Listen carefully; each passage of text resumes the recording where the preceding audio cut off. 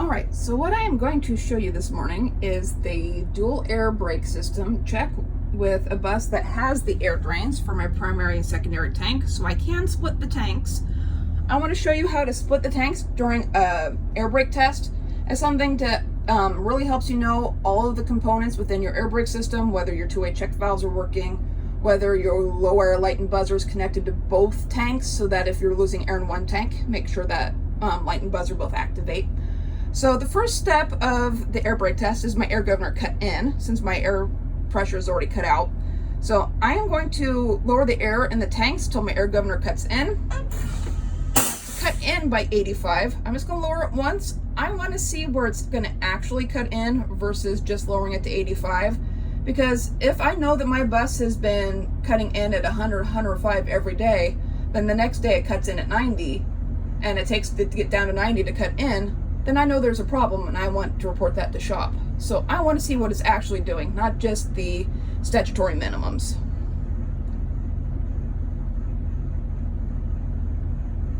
Looks like my air governor cut in at 100.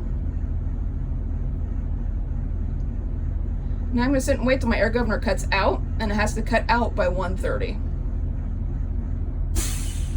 And it cut out at 125, which is pretty standard for this bus. So next up, I am going to do my static test. So I'm going to be turning my bus off and turning the key back on. And I'm going to sit and wait for a minute. And in that minute, my air governor cannot lose more than 2 pounds, or my air tanks cannot lose more than 2 pounds. The air governor is what cuts in, cuts out. My air tanks cannot lose more than 2 pounds. And this is just checking all the lines as stationary, nothing applied, nothing attached, nothing released. It's just as if you turn the bus off and sit.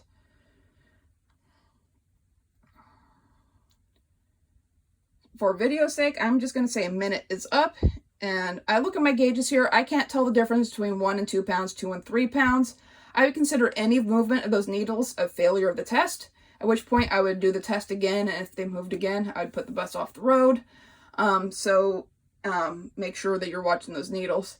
Next up is my applied test. First thing I do is do a full application of my service brake. I'm going to release my parking brake, which is my spring brake. Sit and wait for another minute, and the air tanks cannot lose more than 3 pounds in the 1 minute. And I would take this test the same way I would the static test. Any movement of the needle, I would consider a failure of the test.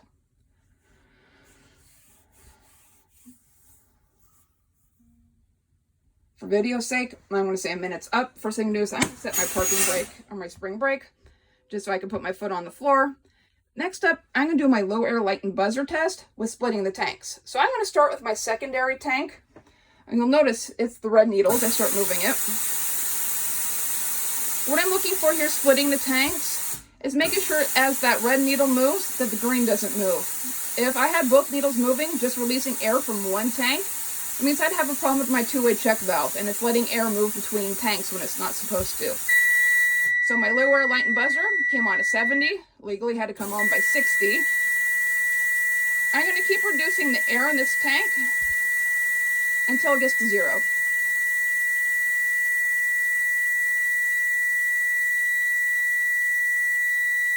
Because I'm going to do an emergency stopping system test and make sure that my brakes will still work if I have air in only one tank.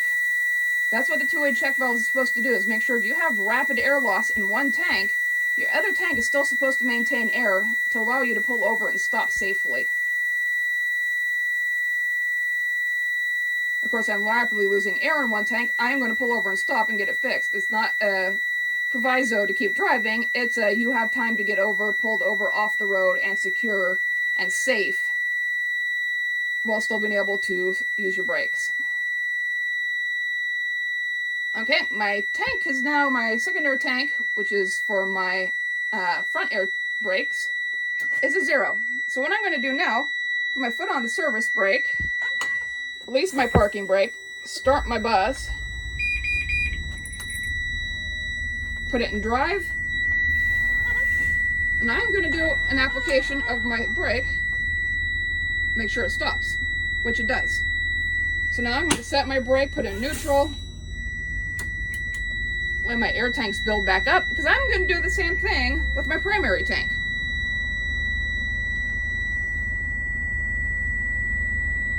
my bus allowed me to stop with just one tank having air, which is what it was supposed to do. But I also want to check to make sure my other tank, my primary tank, does the same thing. Make sure its light and buzzer comes on and that it doesn't lose air, or that the secondary tank doesn't lose air when I'm draining out the primary tank. It's just making sure the entire system is operating.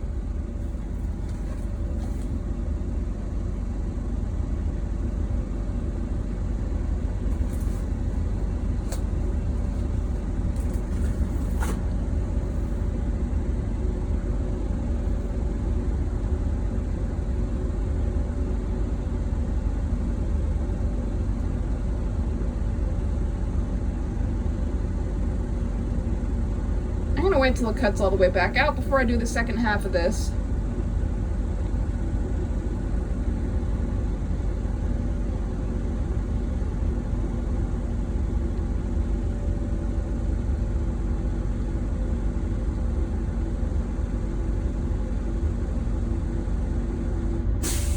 Alright, my air tanks have cut out again. So I'm going to shut my bus off. Turn my key back on. I'm going to drain from my primary tank, which you see my green needle will start depleting.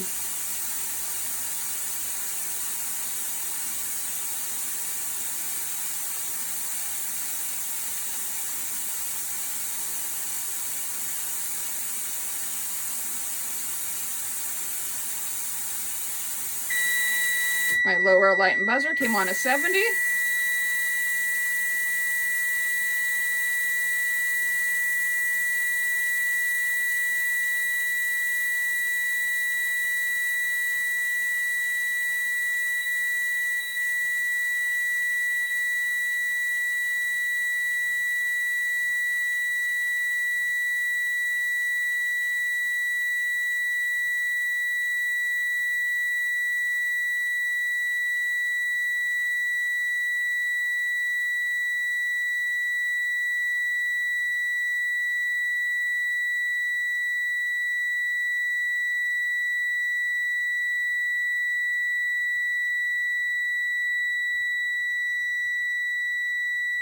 All right, my air in my tanks is down to 0.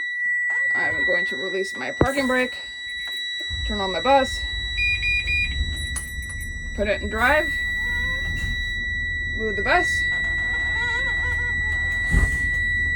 and do a full application. And you'll notice that when you have drained the primary tank, the secondary tank is going to drain a lot quicker, because when the secondary tank is the only one that has the air, it also pulls air into the spring brake chamber and for the spring brake activator to make the spring brakes work.